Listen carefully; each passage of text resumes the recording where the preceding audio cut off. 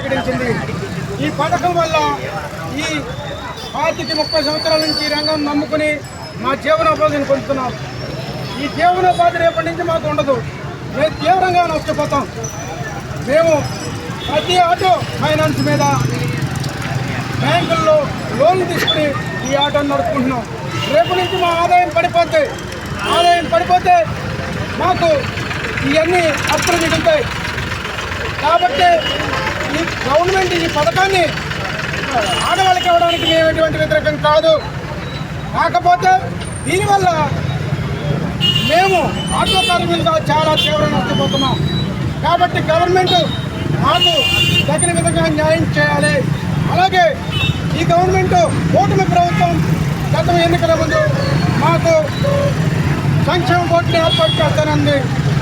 చాలా ఇతరత్ర కార్యక్రమాలు చేస్తారు, అభివృద్ధి కార్యక్రమాలు, సంక్షేమ కార్యక్రమాలు చేస్తానంది. అవి కూడా చేయాలి. అలాగే ఈ రోజున ప్రతి ఆటో డ్రైవరు నెలకి 10,000 రూపాయలు ఫైనాన్స్ కడుతున్నాం. అవి కట్టడానికి మాకు ఇబ్బంది అవుతుంది.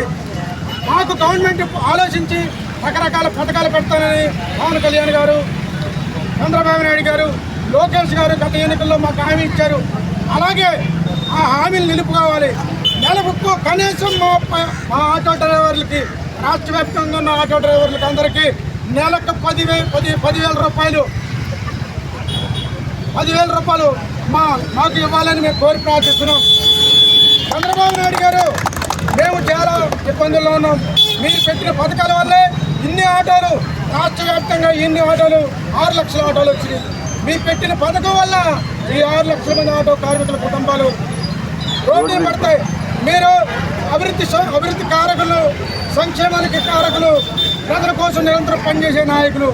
కాబట్టి మీరు పునరు ఆలోచించి మా సంక్షేమం కోసం, మా ఆర్థిక ఇబ్బందులకి కోసం మీరు ఏదో ఒక రూపేణా మాకు న్యాయం చేయాలని కోరుకుంటున్నాం. ఇక్కడికి విచ్చేసినటువంటి మా ఆటో కార్మికులందరూ చాలా ఉత్సాహంగా ఇక్కడికి వచ్చారు. కాబట్టి మన సమస్యను గవర్నమెంట్ వారికి తెలియజేస్తున్నాం. ఆటో కార్మికుల ఐక్యత, న్యాయం చేయాలి.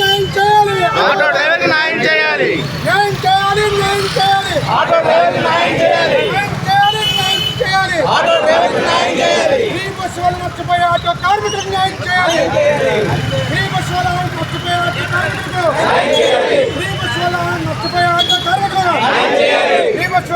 మర్చిపోయే ఆటో కార్మికులు